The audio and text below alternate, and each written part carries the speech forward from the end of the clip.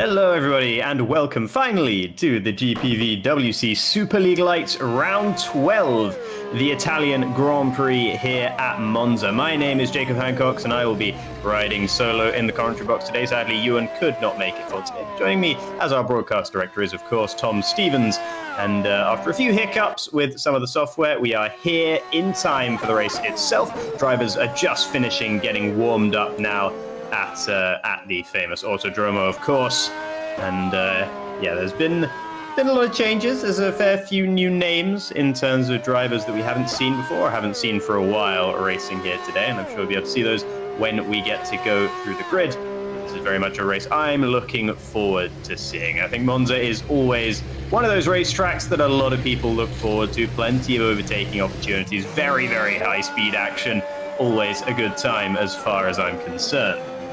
We'll just quickly run you through then what happened in qualifying, since seeing as we couldn't quite bring it to you live. It was actually Matteo Keersmakers, the Belgian, took pole position, sniped it at the death away from Alessandro Quintai, who's in second. Matthew Williams is there in third, all three of those drivers within 1/10 of a second of one another, with Michael Ayres, the third championship contender, there in fourth, just behind Quintai and Williams. Then you have Deegan Fairclough, who's always there or thereabouts in qualifying at least. He's going to be starting fifth, with Giuseppe Saracino having a fantastic qualifying at his home Grand Prix. He's up there in sixth for HG Esport Blue Bowl, and that is a qualifying that team could really, really use, because at the moment they're sitting 13th in the overall constructors standings, and they could definitely use a healthy points injection, could the team in Burgundy. As you can see here, only a few more races left to go in this season. After this, we'll be heading over to Asia for the Singapore Grand Prix, and then the Japanese Grand Prix after that. That'll be followed back in the Americas by the United States Grand Prix and the Brazilian Grand Prix to round out the season. There's been a bit of a wait since the last Grand Prix back in Belgium. And of course, that one on that occasion was won by Michael Ayres, and both Alessandro Quintai and Matthew Williams ended up not finishing that race. And that's really catapulted Ayres, in fact, ahead of Quintai, and got him significantly closer to Matthew Williams, who a few rounds ago was looking like he was fully in control of the title. After the last three rounds, it seems a little bit less certain. A 9th place at Germany, a 7th place at France, and then a DNF in Belgium has led to a very dry point-scoring spell for Matthew Williams, considering he's won 5 races already this season. And it has allowed the likes of Michael Ayres and Alessandro Quintai to close down the gap. However, Alessandro Quintai couldn't attend the race in France and failed to finish last race as well, so he's not exactly been catching up at a rate of knots either. The one who's really been stealing a march is Michael Ayres, and Sandeep Singh's also been having a good run of it as well. He's only now just 11 points behind his Pescara teammate, sitting there 4th in the standings at the moment, and Sandeep will be keen to try and nab his first win of the season. He didn't have such a great qualifying on this occasion, starting, I think, down towards the bottom of the top 10, maybe even in 11th. So, yeah, not an ideal qualifying for the second Pescara. We do know that team tends to run lower downforce, or tends to, be used to running lower downforce. I'm sure everyone will be running pretty low downforce, though, here in Monza, so they might not have quite such an advantage in that regard as they would usually, but never mind that, because the drivers should at least be a bit more accustomed to that sort of driving style. And just to update you on what actually went on in the warm-up, it's actually Jack Mayer that has the fastest lap time in the warm-up with a 1:22.7. That's about 5/10 away from the sort of lap times we're seeing from the drivers in qualifying. Then you have the usual three: Michael Ayres in second, Alessandro Quintai third, Matthew Williams fourth, and then Amari Watson in fifth, with Thomas Harvey there in sixth as well. So Amari Watson and Thomas Harvey didn't necessarily have great qualifyings, but looking a bit more lively when it comes to the warm-up itself. Keersmakers, the pole man, was down in 8th in the warm-up, but that's not really too much cause for concern. What's going to matter is once the lights go out on the racetrack itself and the drivers get underway for full action. And everyone in chat, why don't you let us know who it is that you are going to be supporting, who you think is going to be taking the win in this race, as the drivers are just about to line up on the grid ready for the formation lap.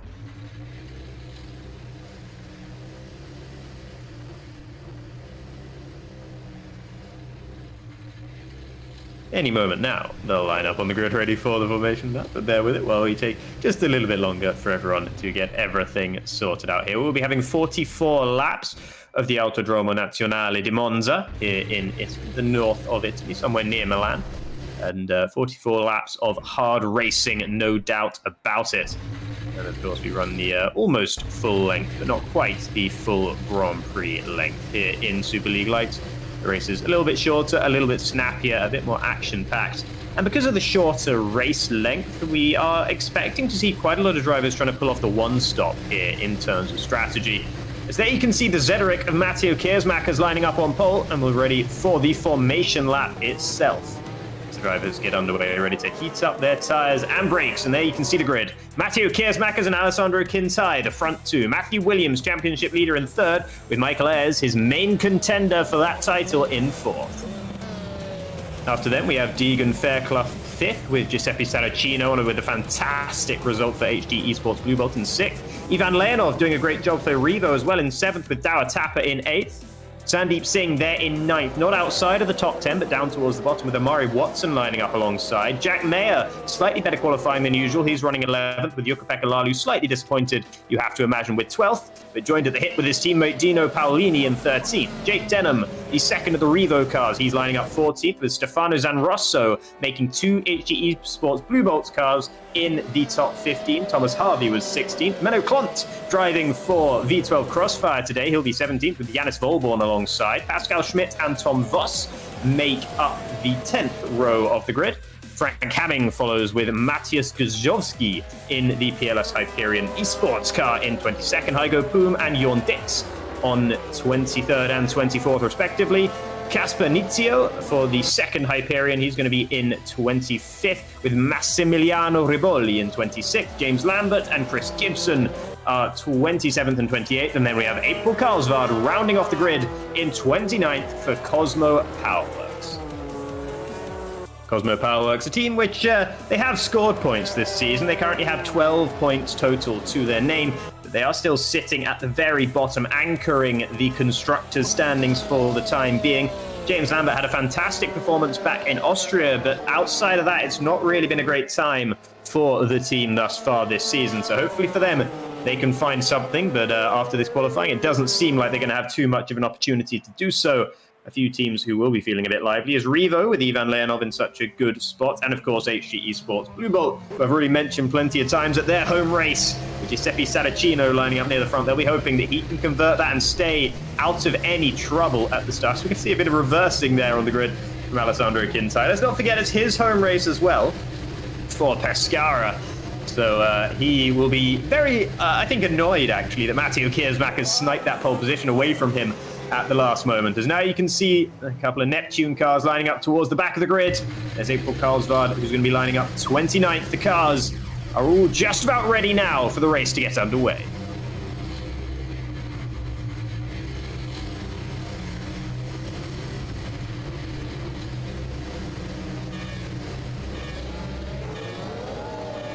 The lights now will be coming on for the drivers.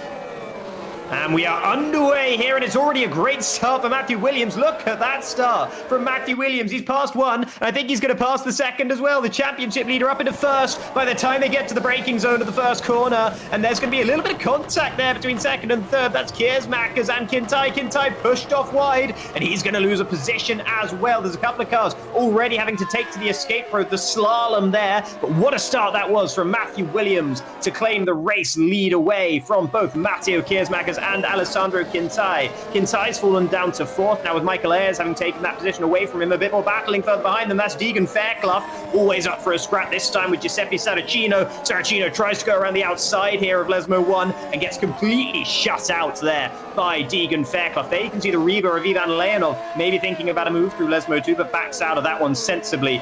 It's currently Williams leading the way by 1.2 seconds already from Matteo Kiersmakers in second position. Michael Ayres already challenging him for that, though, as you can see, turning into Ascari. And oh, there's been a moment there for Ayres. He just about holds onto the car and will be able to continue going, but you can see that car squirreling all over the place right now. Alessandro Quintai looks like he's going to be able to try and take this around the outside of Parabolica, but doesn't brake late enough, and Michael Ayres will hold on to P3 for now. So it's a disappointing start for Quintai. Williams fans could not be more delighted.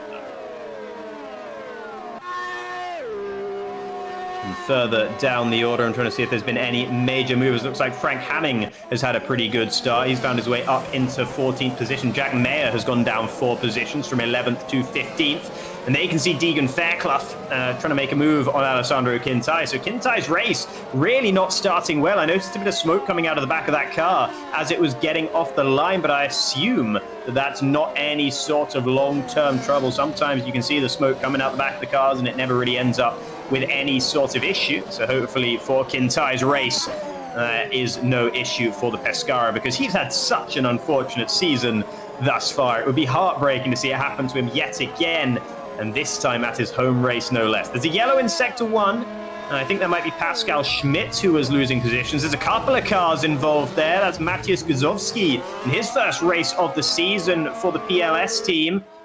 Gibson is already out of the race as well. There's a few cars that have had to pit, so there's been a little bit of carnage further down the order, but back up at the front, everything has been more or less clean.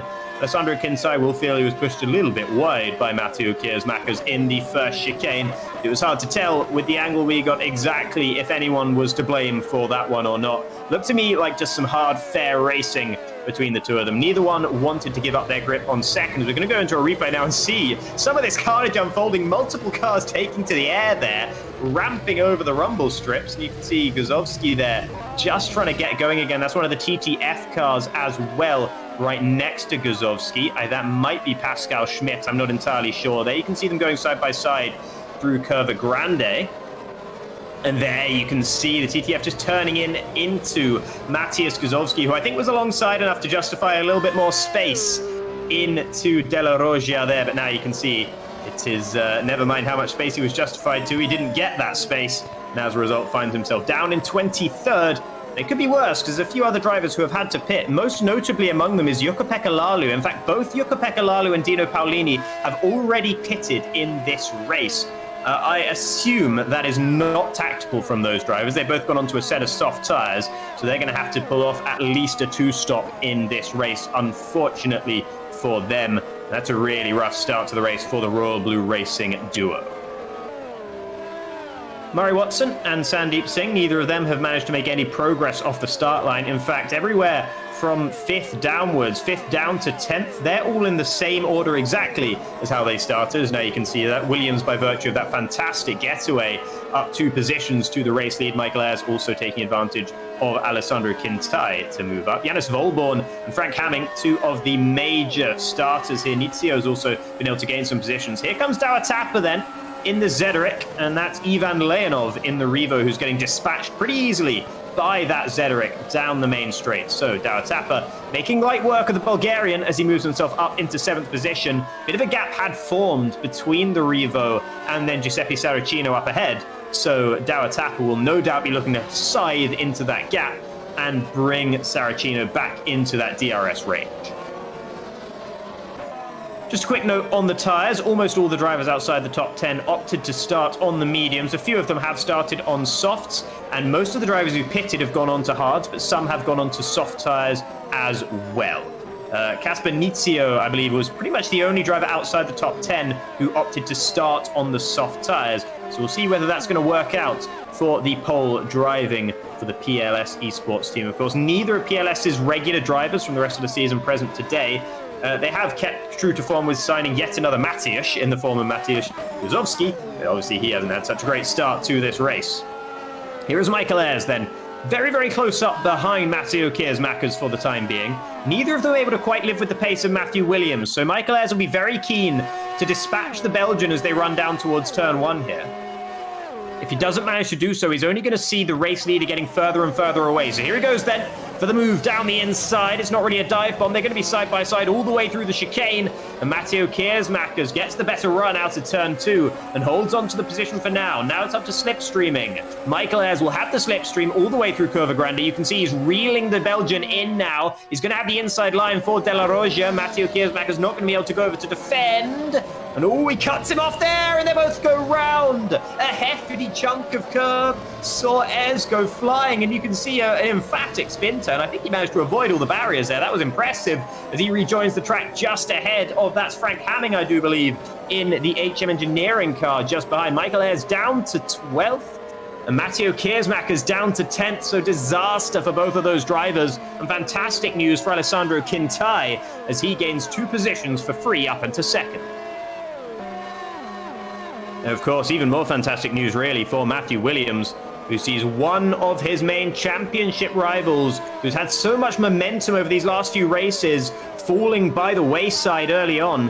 The race is far from over, of course, and if Ayres' car isn't damaged, he should be able to find his way back up the order and get some decent points. But you've got to imagine a race win is kind of off of the cards here for Ayres, as he braked a lot later than Yannis Volborn into the Parabolica there. I'm not sure Volborn was really considering that Ayres might be up his inside. Meanwhile, back up the front, Deegan Fairclough is harassing Alessandro Quintai right now. It's interesting to note, actually, Alessandro Quintai looked good in qualifying. Race pace hasn't really been all there, as we now see Michael Ayres getting past Yannis Volborn in that Razor GP car. So, Michael Ayres finding his way back up into 11th, already starting the comeback drive. And who's that ahead of him? It's Matteo Kiersmacher. That's not someone Ayres will be wanting to try and pass again anytime soon, no doubt about that. Only driver inside the top 10, currently on medium tyres, is Jake Denahan, sorry. He's up there in 9th position, with Kiersmacher and Ayres both on the softs behind him, of course, after that incident. We'll see a replay right now. This is going to be on board with Michael Ayres in what used to be an 8.6, now the mode car, as he sends it up the inside, and you can see he's right there. He just gets given no room on the apex of the corner. This spin turn, well, we did make a little bit of contact with the barrier there. I hope that didn't damage the car or anything. Given the fact that he overtook Yannis Volborn the very next lap, I would say his car's probably fine. And a good pirouette in the end from Michael Ayres to get going as quickly as possible. Of course, he could have lost a whole lot more positions if he'd been a little bit slower getting going. So it was important to execute that spin turn as well as he did. Here is Amari Watson then, currently running in 8th position with Sandeep Singh ahead. These two have been right together for all 7 laps of this race so far. Sandeep Singh not exactly keeping pace with the cars up ahead, interestingly enough, a slight gap having formed. They're almost 3 wide moment behind them, as Ayres wanted to send it up the inside of Kiersmacher's, but Kiersmacher's is busy trying to deal with the Revo of Jake Denahan. Yellow's in Sector 3, not exactly sure who that's going to be for. Only one retirement still in this race, and that is Chris Gitsov, but Massimiliano Riboli might be in trouble down there. That's another DNF. So the second of the race for Riboli, as here we still see the action. Matteo Kiersmacher's having to go a little bit defensive to hold off Michael Ayres there. And both of them very much bottled up behind the medium tyre runner, Jake Denahan, right now. And they'll be both very keen to get past that Revo, because there's a healthy 2.5 second gap forming between Denahan and Amari Watson up ahead. So they can't afford to be stuck behind this slower moving car for too much longer. Out at the front, meanwhile, the gap has seemed to stabilise a little bit. Matthew Williams currently 3.4 seconds or thereabouts ahead of Alessandro Quintai. Deegan Fairclough close behind Quintai himself, and then about 2 seconds further down to Giuseppe Saracino, who's still running a fantastic race in 4th at the moment. Doesn't have to worry too much about Dower Tapper behind. He's outside of a second, so Saracino really managing this one well so far. Back to this, though. Here's Kiersmacher's and Ayres with the slipstream with the DRS open. He's going to be sending it. He's going to have to go around the outside of turn 1. You can see without the slipstream, he's gaining a lot less in terms of overspeed than he could be otherwise. He gets a little bit of extra slipstream from Denahan, and as a result, Kiersmacher's brakes earlier, and he will fall back into 11th. Michael Ayres finally getting that move done. He'll have wished he could have done it that cleanly a few laps ago. Now he's looking to make it 2 in about as many braking zones. As into the braking zone of Della Roggia we go, and the move is already done. Michael Ayres cleanly past Jake Denahan. This is a man on a mission right now. Michael Ayres knows that he has all the momentum in the championship. He may be down in terms of points to Matthew Williams, but he has the momentum advantage, and he needs to keep that going. So this recovery drive is going to be very, very important for the remainder of Michael Ayres' season, as that's Kiersmacher's almost losing it in the background there, just about holding on to the car, but Yannis Volborn takes advantage, and it might not just be him, because there comes the fast-starting Frank Hamming as well in the HM Engineering car, sending it up the inside through Ascari, and Kiersmacher's really struggling. I wonder if he's got a bit of damage as he touches there with the stacks of Jack Mayer, losing the car on the exit of Ascari, just about holding on. as he took a trip through the gravel. Now Jack Mayer's going to send it towards Parabolica. Thinks better of it, sitting back in behind the Zederic of Kiersmakers for the time being. You've got to imagine there's a little bit of damage or something wrong with that Zederic there. Maybe in that incident with Michael Ayres, maybe there's some aerodynamic damage or suspension damage or something, because Kiersmakers is having a really hard time holding onto that car at the moment. And this is something that we've seen so frequently from Matteo Kiersmakers this season. Recently, he's actually had a bit of a cleaner run of it, but in general, there's been a lot of very good qualifying performances. Maybe not quite the pole position that we saw today, but very good qualifying performances, and then everything seems to go awry one way or another in the race. In his last 3 races, there is a 5th place and a 3rd place, but there's also a DNF. And that sort of slight inconsistency when it comes to the races has been the only thing really stopping Kiersmakers from being right up there with some of the championship challengers. He would at least be right up there with Sandeep Singh battling over 4th if he just had a little bit more consistency. He's got the pace, he just needs to develop his racecraft a little bit more to make sure he's going to be snagging as many points as possible race in, race out. Jack Mayer here, right behind Kiersmakers at the moment. Seems like Kiersmakers has regained a little bit more composure, a little bit more control of the Zederic there after a wild lap 8. Lap 9 is looking a little bit more comfortable for the Belgian.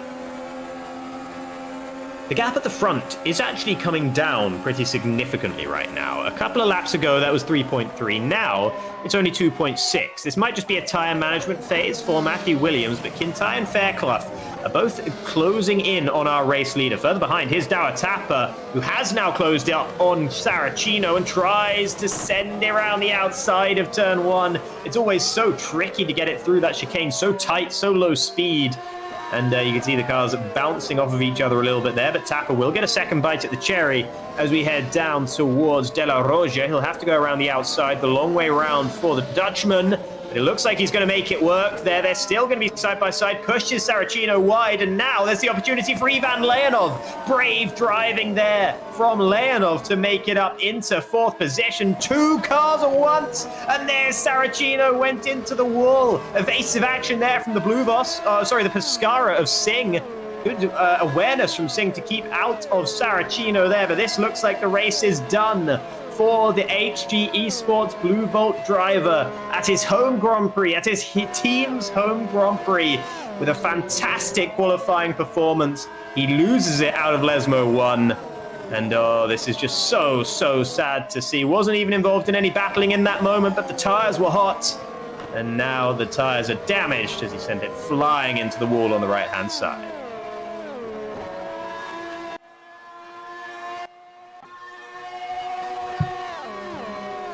Dower Tapper, having tried to make an overtaking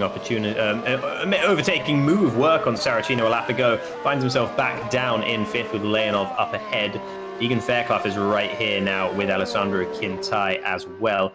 Michael Ayres, by the way, he's just continued his charge up the field. He's just passed Sandeep Singh for P7. Next up the road is Amari Watson.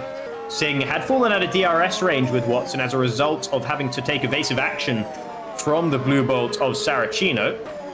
So that made life a little bit easier, a little bit of a stroke of fortune perhaps for Michael Ayres, who is now running in 7th position. 1.7 seconds, now 1.6, separating himself and Watson in P6. Here is Singh, who's pretty much having a steady, calm race thus far, with the exception of that one code brown moment. Everything else has been relatively smooth for Sandeep Singh in this one. No explosions, no fireworks. And I don't really know whether you'd say that Sandeep Singh would be happy with the way the race is going. Maybe lacking a little bit of pace compared to what the 4th place man in the championship is used to. But nevertheless, nothing too major to complain about right now. Just behind him there is Jake Denahan, who's only driving, I think this might be his 2nd race of the season, unless I'm mistaken, here in Superleague Lights.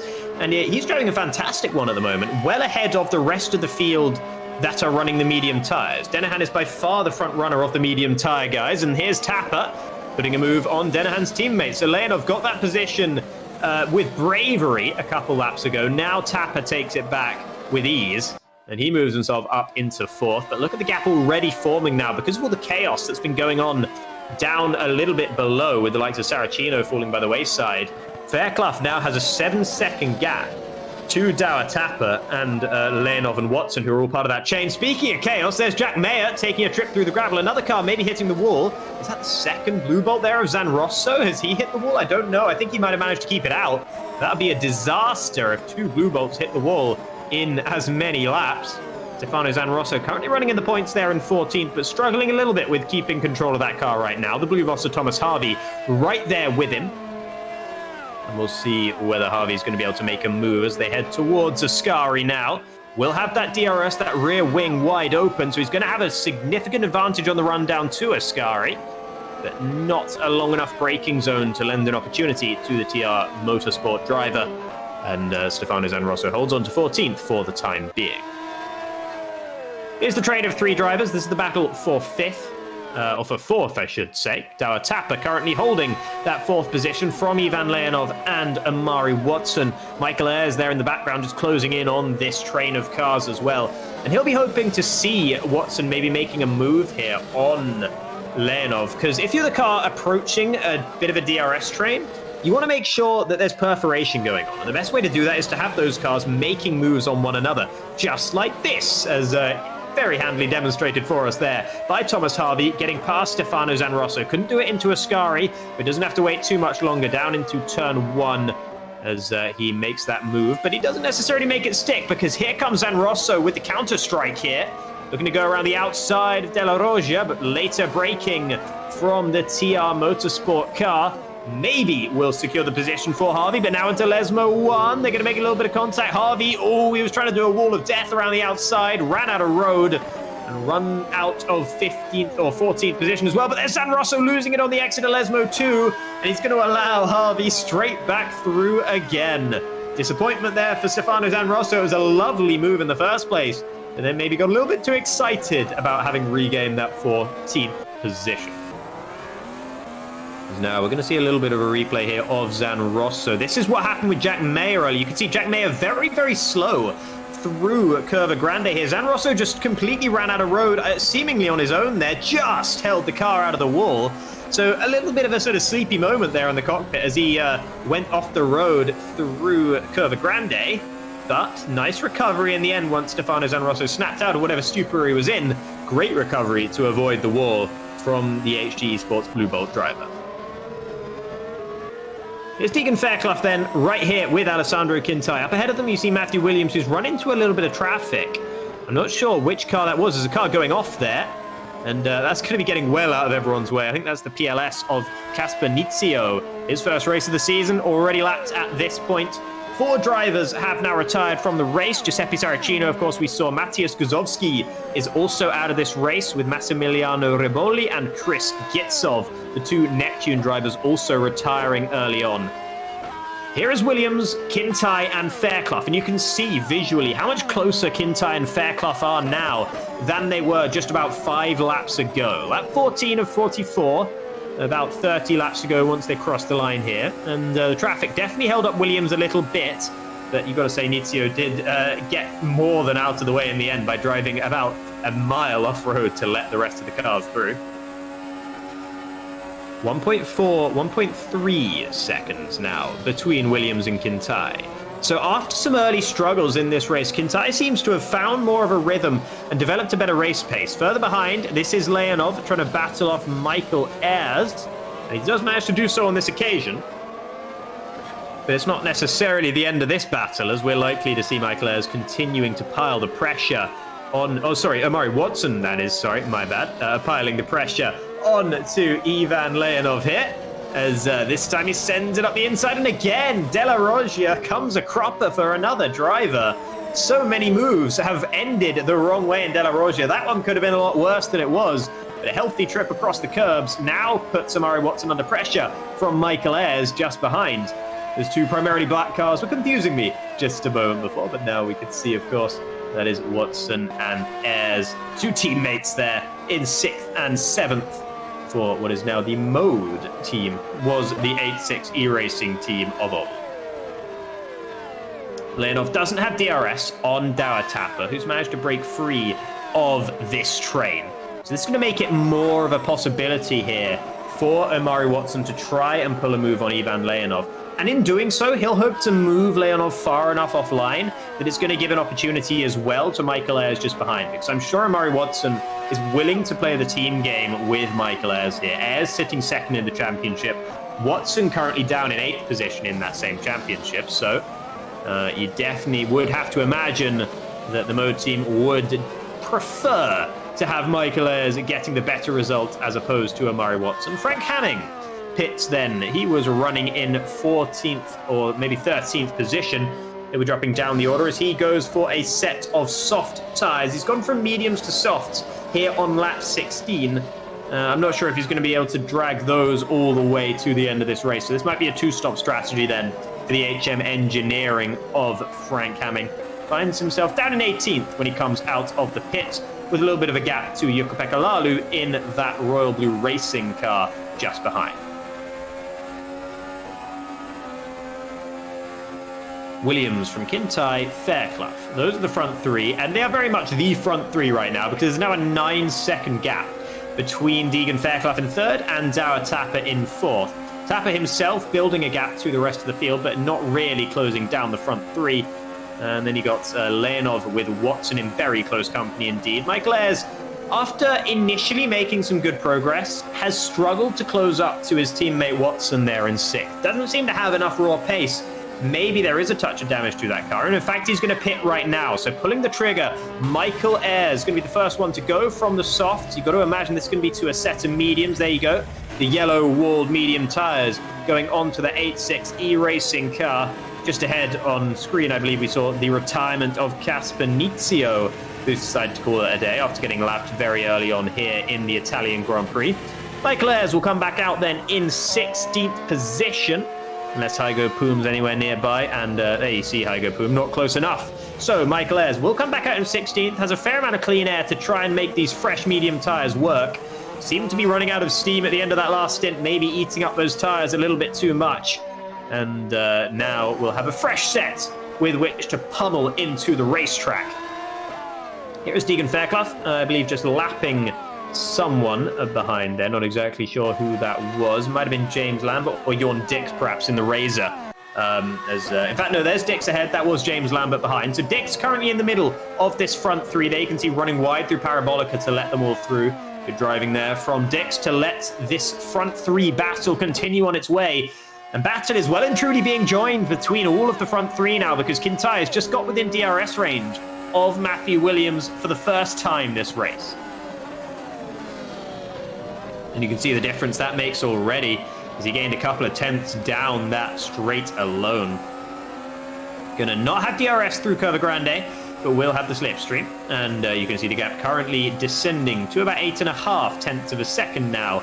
If Kintyre can stay within DRS range for this whole lap, Matthew Williams are definitely going to be sweating once we get to the end of the lap. Deegan Fairclough taking a hefty chunk of both of those curbs there and losing a little bit of time to those cars ahead. Now 1.2 seconds, so maybe a little bit rough with Della Roggia there. Maybe treating the car a little bit more nicely through there would have helped Deegan to stay within DRS range here through the detection point. Doesn't get DRS on this occasion. So now we basically have a straight fight between Kintyre and Williams for the next half a lap at least.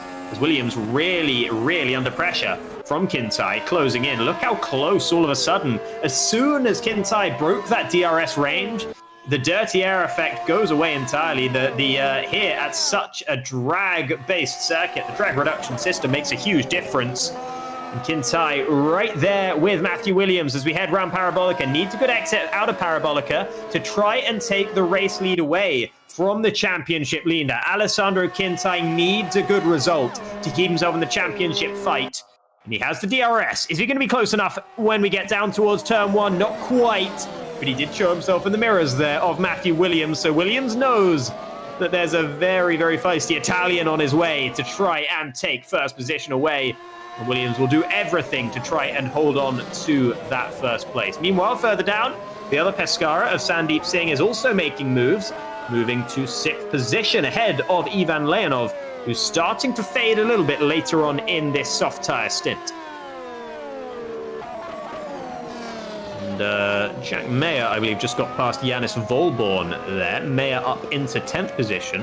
And all of a sudden, after a poor start to the race, going from 11th to 15th, Jack Mayer finds himself back up into 10th on medium tyres.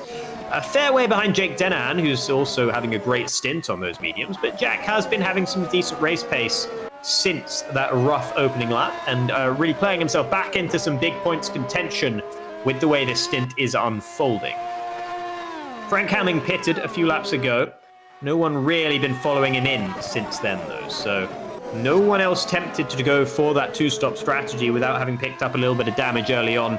Seems like most of these drivers are going to be holding onto these tyres for a while, and as I say that, we're going to see Matthew Williams pitting from the race lead. Didn't want the ignominy, perhaps, of getting passed by Kintai on track. Either that or this is his ideal strategy. Either way, he is coming into the pit lane, strap on a set of yellow-walled medium tyres, and he'll be coming back out well down the order. Leonov also pits, so that's one less car that Williams will have to navigate his way through in terms of traffic. And actually, Williams is going to come out very near to his teammate, Jack Mayer. Yannis Volborn is going to separate the two stacked racing cars there.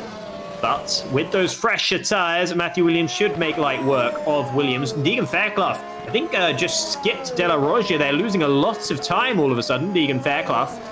And I think that was all just through a mistake through De La Rogia. We saw him struggling through that chicane a couple laps ago. This time, evidently making an even bigger meal of it. We'll see a replay of exactly what went wrong there. Oh, he was right there with him, and he's just lost it entirely. Had to go to the escape road, didn't find his braking point in that slipstream as he was trying to pile on the pressure to Alessandro Kintai. Took his eye off the ball, but heads up driving to take the escape road properly, get back on circuit, and he'll be ready to close down that gap and try again, as he almost lost it actually through the escape road as well. So a little bit of rallycross style driving there for Deegan Fairclough as he got all crossed up, but manages to make it work. And Kintai uses that advantage that Fairclough gave him to pull off the pit stop, protecting from any sort of undercut that Fairclough could have gone for. Fairclough also pits, so does Tapper, so does Watson. So lap 21 seems like it's the lap to pit for everyone who started on these soft tyres. Singh stays out, but then you have Jake Denahan in second. And all of a sudden, everyone who started on softs, with the exception of Sandeep Singh, is now onto medium tyres. And you can see them leaving. There is Matthew Williams, not Frank Hamming.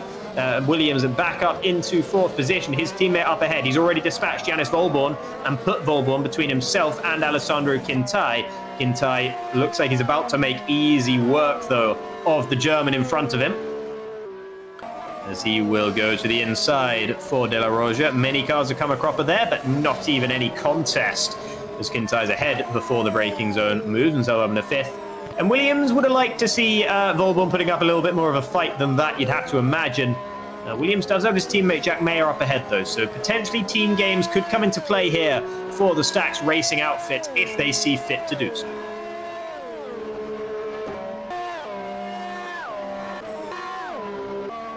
As now we see Deegan Fairclough also getting past Yannis Volborn. So Volborn down into seventh. Can't really do anything about all these cars on much fresher tyres. Just blitzing past him here. You can be happy with the way the race is going in general, though, for Yannis Volborn. Of the guys who started on the mediums, he's third. So that's not too bad at all for the Contra strategist.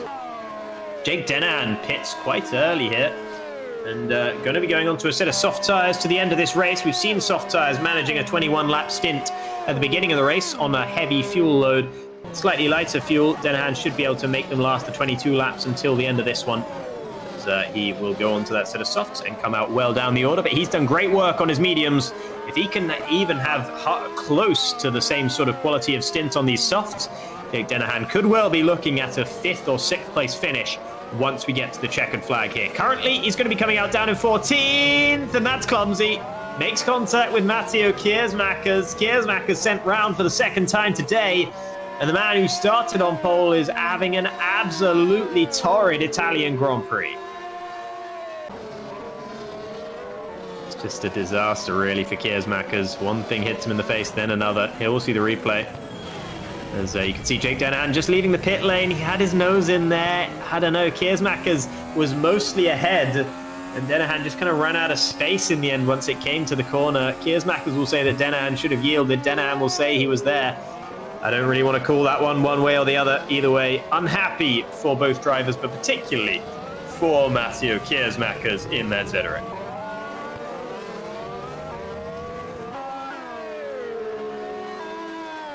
Here then is Alessandro Quintai once again back at his task, and his task is to give Matthew Williams hell for the remainder of this Italian Grand Prix. Maybe the temple of speed, but going to take more than just a temple for Williams to be able to exercise this speed demon behind him. Alessandro Quintai right there. Michael Ayres, who really will feel like he should be right up there with those drivers, getting past Dower Tapper, moving himself up into 7th position. He has the fastest lap of the race last time around, does Michael Ayres, so he is really rapid out there. And if anything, he does seem like the fastest of the three drivers, of himself, Williams and Quintai. But that incident with Keersmakers early on has really put paid to his chances of winning the race. He might be still thinking about a podium, but Deegan Fairclough has been very, very strong as well. So it'll take a lot for Michael Ayres to gain all that time back in the remainder of this race. We're just over halfway for the GPVWC Super League Lights Italian Grand Prix, round 12 here. And it's currently Sandeep Singh and Jack Mayer in first and second. Neither of them have pit, though. So our de facto race leader is Matthew Williams, with Alessandro Quintai very close behind him. There you saw Michael Ayres trying to make a move on Yannis Volborn, who is also yet to pit. Singh now does dive into the pit lane. He was the last driver on softs, so he's made those last a little bit longer. He'll have fresher medium tyres than anyone else once we get to the checkered flag at the end of this race. Here, though, is Matthew Williams under some pressure, or should I say, putting on the pressure to his teammate. And Jack Mayer will now be a roadblock between Matthew Williams and Alessandro Quintai in the Pescara behind. This is exactly the situation Stacks want, but they want Jack Mayer to be able to hold Quintai back for longer than just a couple of corners. Quintai has the slipstream, will think about going to the inside of De La Roggia. Mayer doesn't go defensive, so Quintai will have the inside line. And Mayer can't brake late enough. Quintai did exactly what he had to do, and he'll be right back on it then with Mayer's teammate in the other stacks. Matthew Williams now back in the lead of this race. Quintai still right there with him. And Fairclough very, very close behind as well. Here's Jake Dennehan then on those soft tyres, compared to actually the softs as well of Frank Hamming, but Hamming pitted quite a while ago. So much fresher tyres for Dennehan, who moves himself up into 10th. And oh! Another car into the wall. And I think that was one of the back runners, or one of the rear runners, I should say, the back markers. I'm not exactly sure who that was, to be honest. I was just very surprised to see it happen. I'll try and work out who that was in a moment, as Deegan Fairclough now is right here with Jack Mayer as well. And actually, Jack Mayer's going to head into the pits, so no more holding up for Deegan Fairclough. And he's just about a second and a half, 1.7 seconds between himself and Alessandro Quintai. If he can close down that gap and get back within DRS range, we'll be straight back to a three-way fight for the race win here. It's been a scintillating Italian Grand Prix so far. At the beginning, it looked like Matthew Williams was going to run and hide with it.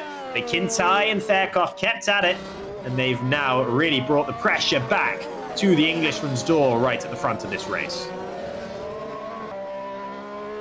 And Menno Klont is currently in the pit lane, Jack Mayer having just pitted as well, as Klont now will be getting rid of a set of medium tyres and onto a set of softs to take him to the end of this race. As Jorn Dix also pitting, currently down in 24th and last position though. And I believe that was Dix that we saw crashing into the wall. I'm not 100% certain on that, but I think that was the Razor of Jorn Dix. It was all a bit of a flash, to be honest. I was trying to work out if it was any of the front runners before I called who exactly it was. I think that was probably Jorn Dix. Judging by the length of that pit stop that Dix is having to go through right now. Over 40 seconds in the pit lane, so evidently some repairs to be done for the Razor GP outfit. Quintai using all the road through Parabolica, as he will get a better slingshot then down the main straight. He's just about half a second behind Quintai as they cross the start-finish line, and that gap being side into melting away like butter as they get down towards turn one, but not enough straight there for Quintai to get the move done in time. He'll need to be closer than half a second exiting Parabolica, seemingly, if he wants to try and make a move down into turn one on Matthew Williams, He'll at least want to force Williams to go defensive down there, and then that will allow Kintai to maybe set up a move here into the De La Roja chicane. Admittedly, many drivers haven't had a great time with moves into De La Roja thus far this race, but you got to imagine with the caliber of drivers we have here at the very front, Matthew Williams and Alessandro Kintai, they should be able to get moves done there without too much difficulty, without coming to blows, shall we say. Michael Ayres is now currently in 4th. He's dispatched everyone that was in his way, as he now will be chasing down Fairclough and Kintai. I'm not exactly sure what happened to Dower Tapper. He's lost out to Sandeep Singh, Ivan Leonov, Amari Watson, and Michael Ayres. So Tapper finds himself down in 8th when he was 4th before the pit stop phase started. So that's unfortunate for him, but he's right there in the train that Sandeep Singh is currently driving. Ivan Leonov, the middle car in that train. And then you have Tapper there as well. Denahan is about 4.5 seconds behind those guys, but will be closing in. Kintai still there with Williams at the front, but still not quite close enough to consider making the move. And I wonder which of these drivers right now is holding on to more. Which one is saving their tyres more than the other? Or whether either one is even bothering to save tyres at this point. These mediums last a long time here at Monza. And they could well just be pushing more or less flat out, trying to battle for the race lead. I believe there was just a move for 12th position. Jack Mayer making it past Hygo Poom and up into 12th. Jack Mayer on fresh, soft tyres, Hygo Poom on mediums. So Mayer with the tyre differential, making it work for him as he's trying to hunt down Jake Denahan, you'd have to imagine, both on that same strategy, but a big gap at the moment and a few cars between Denahan and Jack Mayer.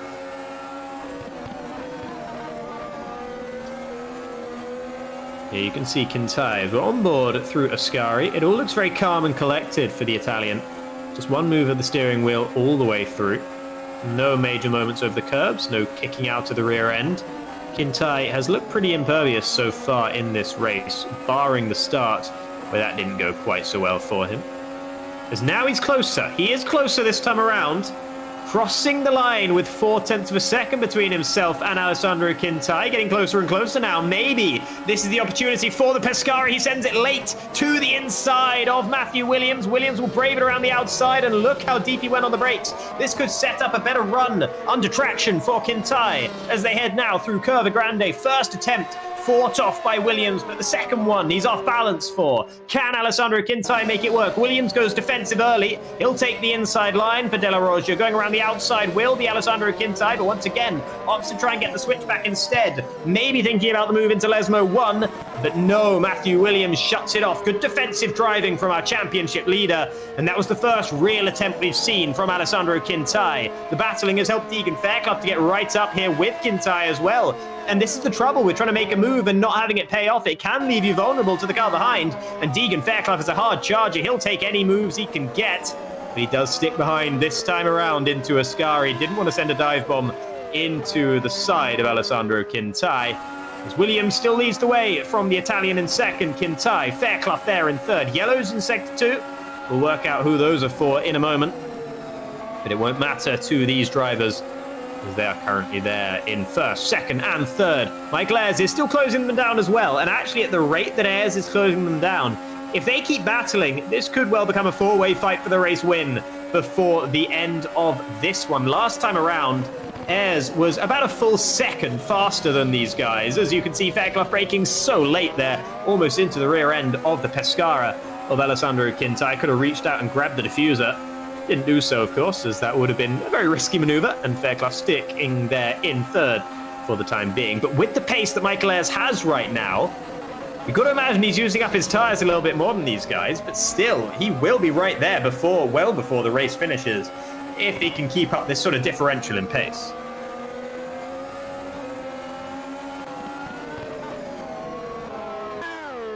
.6, oh, moment, that's Deegan Fairclough. He's prone to a moment every now and again. He holds onto the car nicely. It's not the first time he's had to hold on to that V12 Crossfire car thus far this day. And this time, just as last time, he does a fantastic job of regaining control of a bucking Bronco. Loses a bit of time to the race leaders, and that's going to give Kintai a little bit of breathing space to refocus on his main mission, which is to try and take first position away from Matthew Williams. As now we see the race replay. Here is Deegan Fairclough just losing it on the exit of Lesmo 2. And you can see having to scrub off a lot of speed, but did hold on to the car. Beautifully done in the end by Deegan Fairclough after the initial mistake. And you can see took a lot of curb on the inside, took a lot of curb on the exit as well. And maybe just tiny little touch into the gravel with the rear left might have caused that moment of a lack of traction for the V12 Crossfire. There's a car getting lapped there as Williams and Kintai find their way through. I believe that was Jorn Dix again in the Razor, unless I was very much mistaken. There's a few changes down the field as well. Looks like Zan Rosso just got past Janis Volborn, and Hygo Poom currently in the pit lane. The Estonian not having a fantastic race so far for TTF, outside of the points at the moment. And he will be going on to, I believe, a set of soft tyres to the end of this race from now. But it's going to be a bit of an uphill battle, him coming out down in 19th position for TTF Racing. Since that incident, Fairclough hasn't really been closing down on these front two. But then again, these front two have really picked up their pace. They're back up into the low or mid to low 122s right now, both on a 122.4 last lap. And that's the same. That's matched Michael Ayres. So Ayres maybe hitting the buffers a little bit with the charge up to the front three, but that's mainly because the front three are going faster now rather than Ayres slowing up in any way. Amari Watson is also on that same pace, by the way, and in fact, Ivan Leonov is going even faster than these guys, but he's bottled up behind Sandeep Singh. So he would feel that he could be going even faster if he just had a little bit of clean air. Many drivers in the 122.4s right now. Williams managed a 122.2 last time around. Deegan Fairclough for the 122.3. And then you have Kintai, Ayres, Singh, and Leonov all in the 122.4s. Tapper also in the 122.3s. But a lot of these guys as well, their true pace is being masked because they're in DRS trains. The DRS definitely helping them out with lap time, but you can never tell whereabouts their lap time would be if they weren't being held up by the car ahead. Jake Dennehan hasn't really been closing in. In fact, he's been falling away from Dower Tapper, despite the fact that Dennehan's on soft tyres with everyone else ahead of him on mediums. I was expecting to see him charging up to this pack of medium tyre runners and really trying to make a challenge for the likes of 6th and 5th position even. It hasn't really panned out that way for Dennehan in this stint. Still there in 9th, still having a good race, but not quite with as much overspeed, more pace perhaps, than the cars ahead. In fact, he's running a little bit slower than the cars ahead at the moment, by about half a second on that last lap. Fastest lap of the race does currently belong to Jack Mayer, actually, after he recently pitted for softs.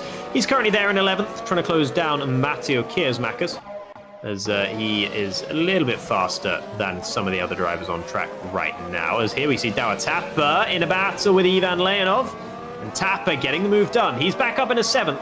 He was 4th earlier on. He'll be disappointed with whatever happened to send him back down to 8th, but he takes this position back.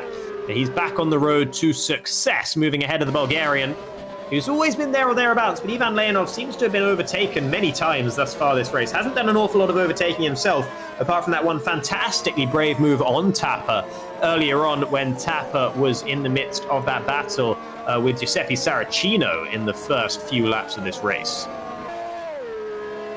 Saracino, of course, one of the retirements thus far in this race. There's been a few, as more recently James Lambert has joined the ranks of the fallen here in Monza, as he retired a few laps ago, now about 5 laps ago, in that Cosmo Powerworks car. So Williams leads still from Kintai. Kintai, after that first attempt, after that first joust aimed at Williams, hasn't really had another attempt since then. So it's interesting. I wonder if Kintai may be holding onto the tyres a little bit more now than he was a few laps ago. It took him a while to be able to get a good enough run out of Parabolica to get close enough to Williams. Maybe he's having those same struggles here again.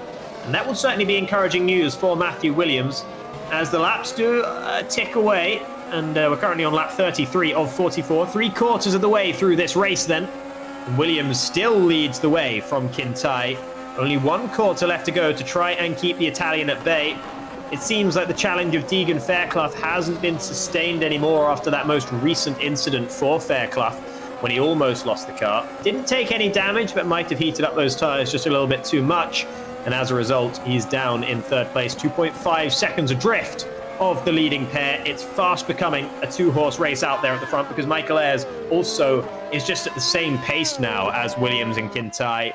Doesn't seem like he can find any more, no more rabbits to be pulled out of hats for Michael Ayres. He might try and challenge Deegan Fairclough before this race is done. But even then, I think he's going to be relying on another mistake or two from the young Englishman in the V12 Crossfire.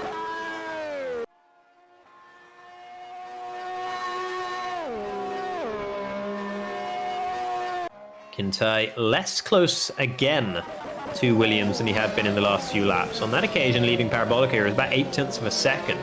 So he seems to be, if anything, falling a little bit away from Matthew Williams in these last couple of laps. In that last lap, Williams was a full 0.2 of a second faster, even with the DRS advantage that Alessandro Kintai has.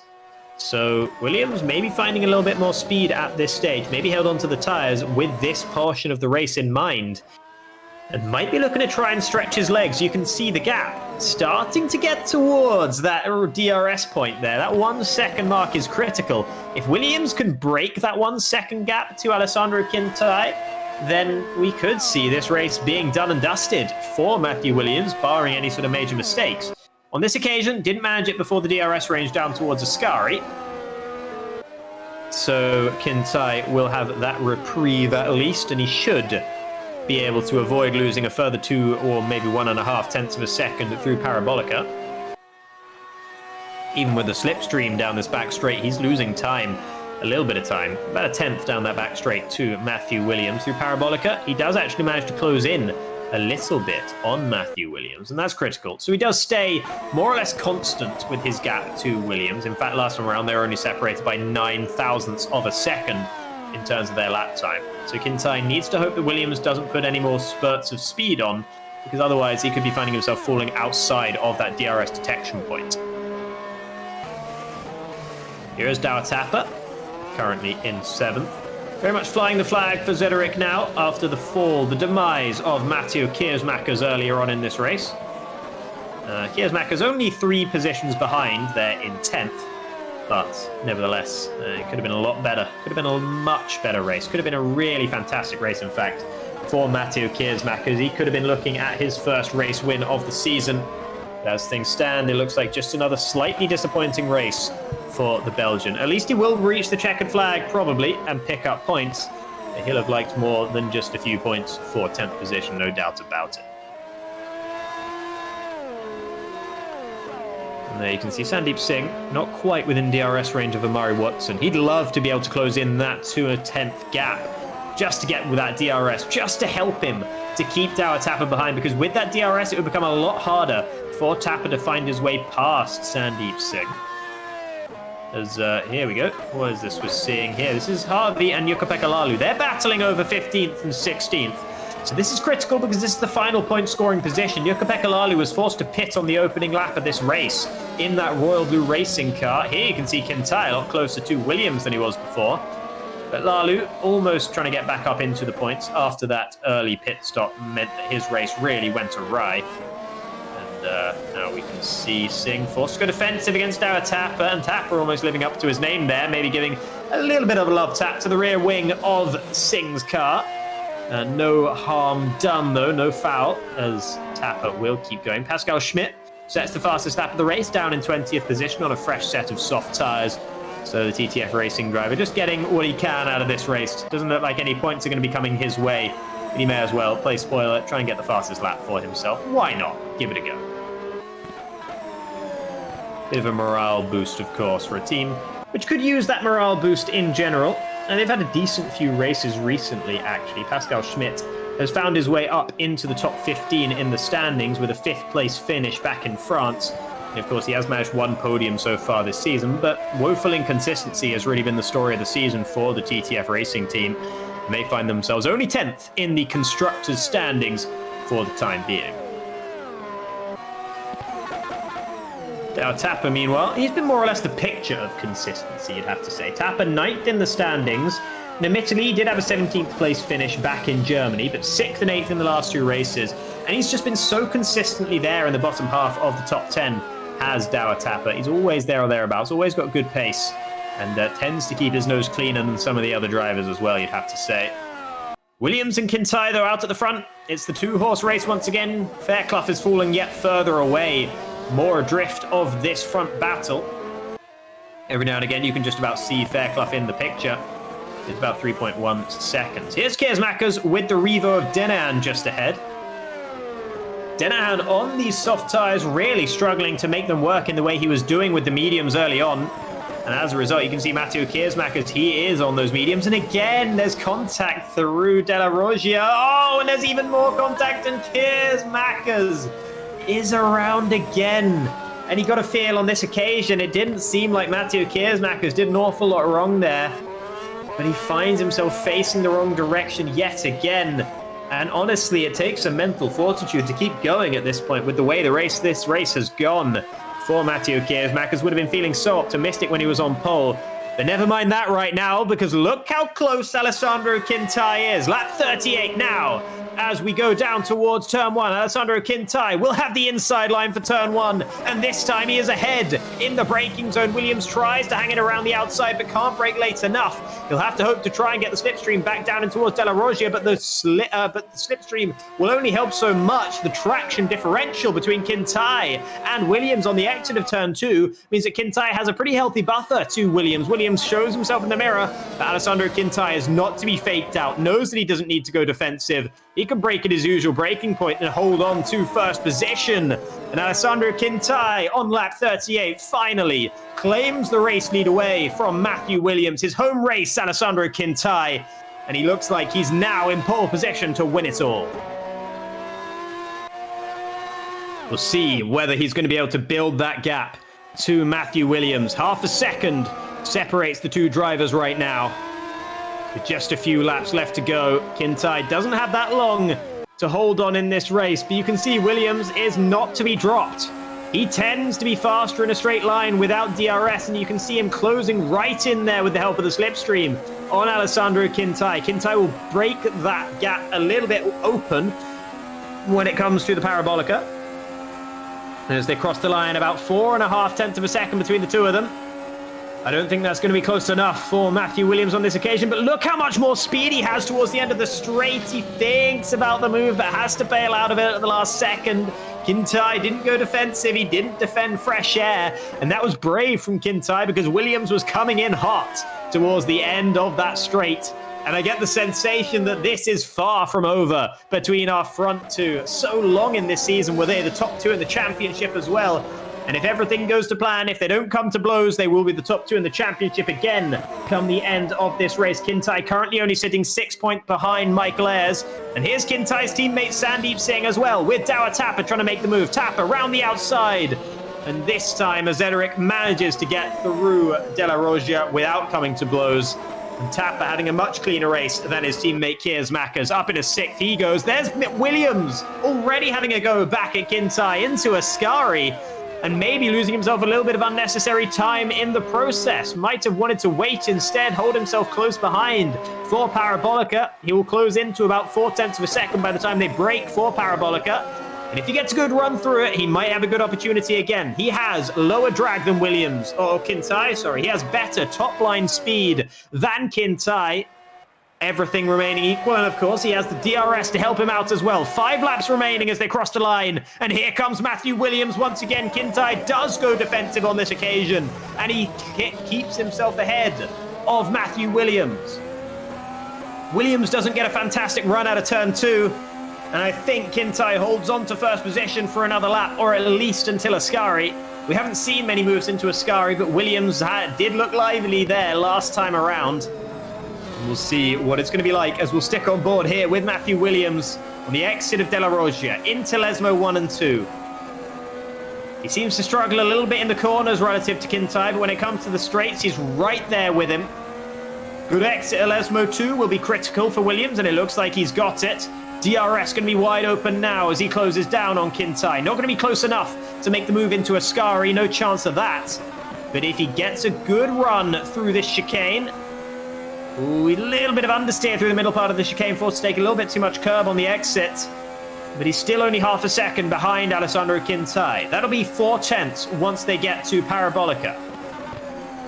And we saw it was a similar gap last time around, a closer, a tighter line for Williams. Through Parabolica, Kintai drifted a little bit wide, and it hasn't suited him whatsoever. You could see it's only 0.3 of a second already. This should be bought and paid for Williams. Kintai does go defensive once again, but on this occasion, Matthew Williams has it in the bag, and he reclaims the race lead. Only 2 laps did Kintai have to savor the race lead at his home Grand Prix, but Williams snatches it right back out of his hands. I thought maybe that when Kintai got past, he was just going to drop Williams and drive off into the sunset, but not a chance. Matthew Williams reclaims the race lead. He's got 5 wins thus far this season. He wants to make it 6. Kintai wants his 3rd as well.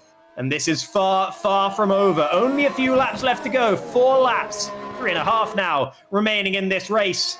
And there's every chance for Alessandro Kintai to try again at Matthew Williams. But he does have the disadvantage of being slower in a straight line when all things remain equal. He has the DRS advantage. That helps him. But he needs to be at least within 3.5 of a second when they cross the start-finish line to really have a concrete look at Matthew Williams. Matthew Williams, on the other hand, he can afford to be more like 4.5 behind. So, advantage Williams at the moment, but it's far, far from over. Kintai closing him down as we go through Parabolica. Parabolica is where Kintai lost time last time around. He loses a bit of time this time as well. Down to about 0.6. He's not going to be close enough on this lap as he crosses the line 0.5 of a second behind. Williams sets the fastest lap of the race, and you can see just how much he pulled the trigger on that last lap around. A 1:21.693 on old medium tires. There are cars out there on fresh softs that are not going as fast as our race leader right now. Deegan Fairclough is starting to close in again on these front 2, but it's too little and too late, I think, from the V12 crossfire. Michael Ayres is fading in 4th. He looks like a podium will be off the cards for him. Amari Watson's there in 5th. Dower Tapper trying to close him down, but that's still a 2-second margin. Leonov still holding on to 7th ahead of Sandeep Singh. Jack Mayer has managed to find his way past Jake Dennehan and up into 9th.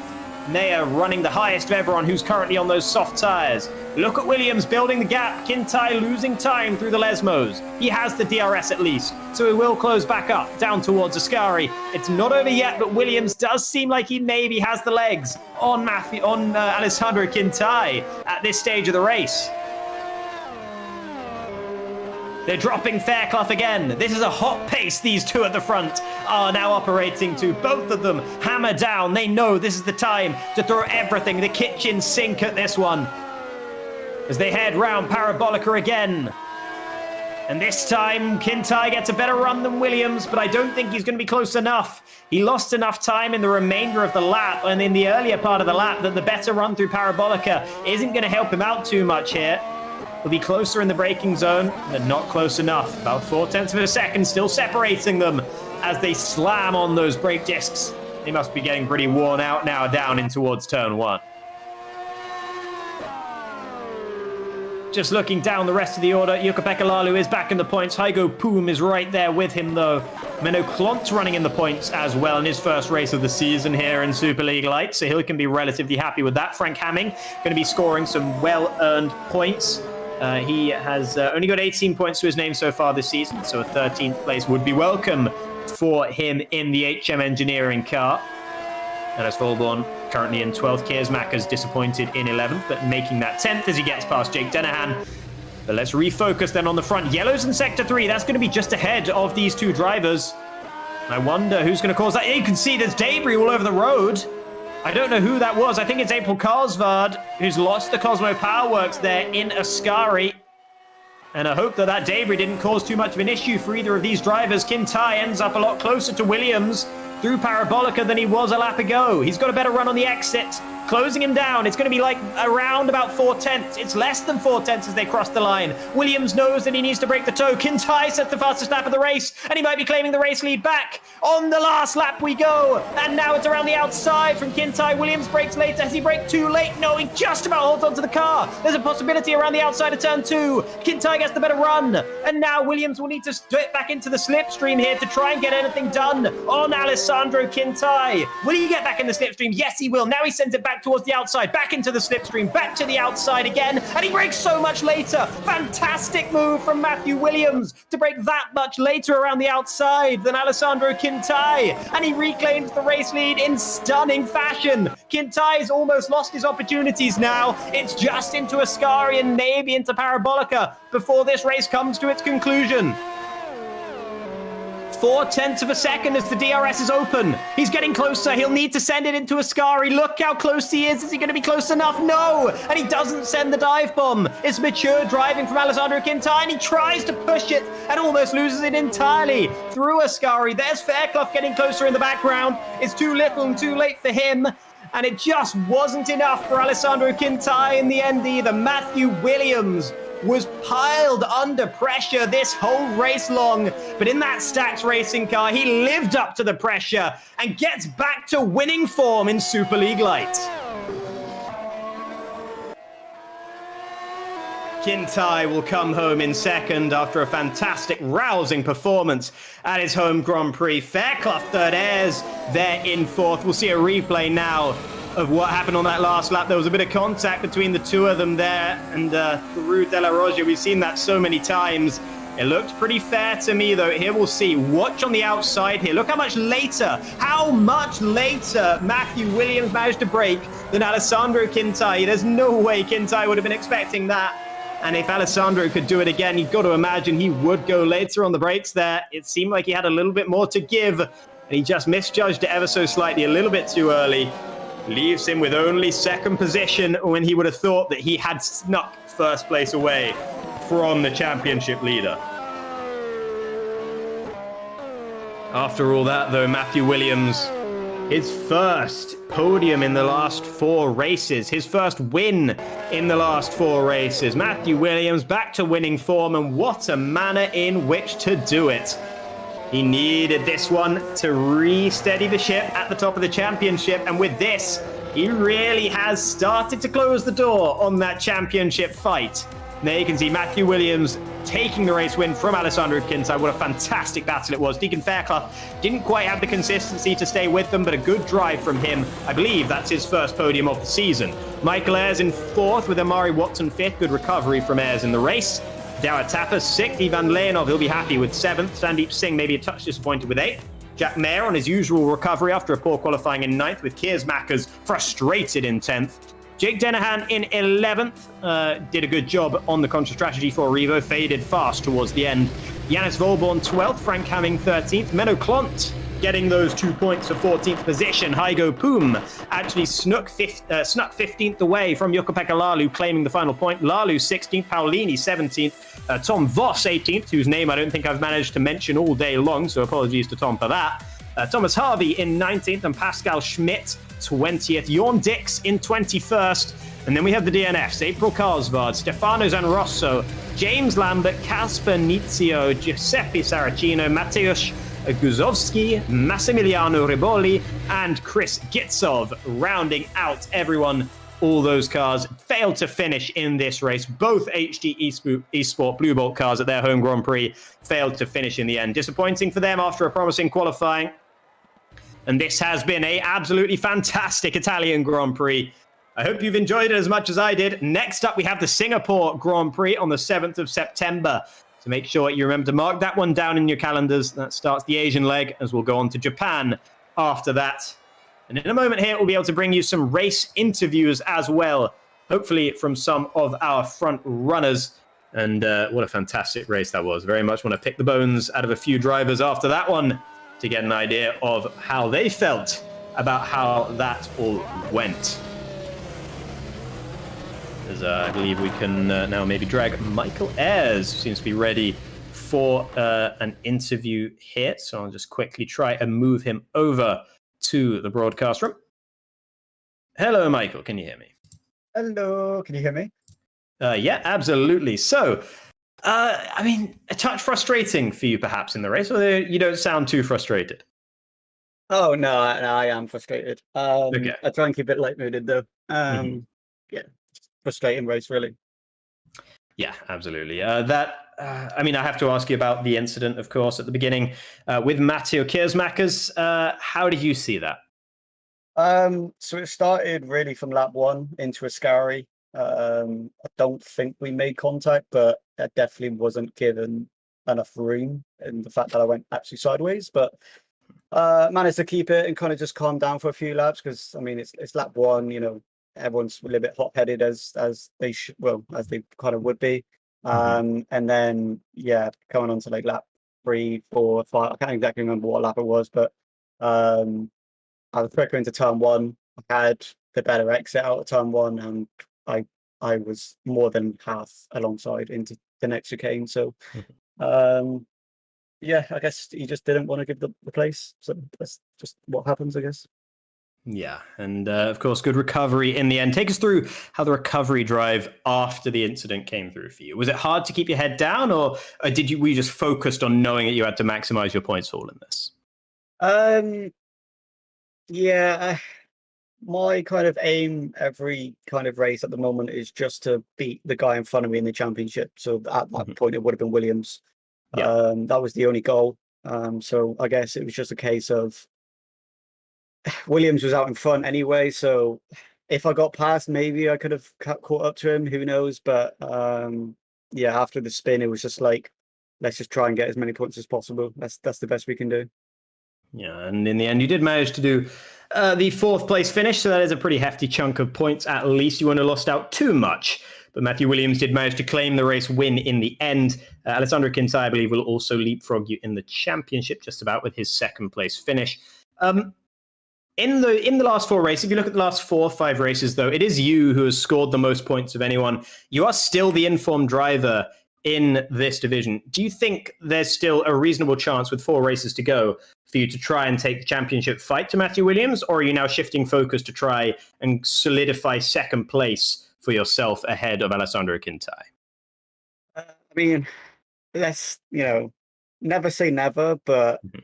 at the same time, I think we'll probably need a little bit of luck on our side. Um, yeah, but just never say never. Absolutely. Well, thank you very much for coming to talk to me after a frustrating race. Commiserations on that, but congratulations on the good recovery, and congratulations on your recent form as well. Hope to see you next time out, back up there right at the front in Singapore. Cool. Thank you. Thank you very much. So it seems that will be our only interview for today. None of the other drivers currently making themselves available, it doesn't seem. So I think with that, we should be just about ready to wrap up the show. Thank you all very, very much for watching.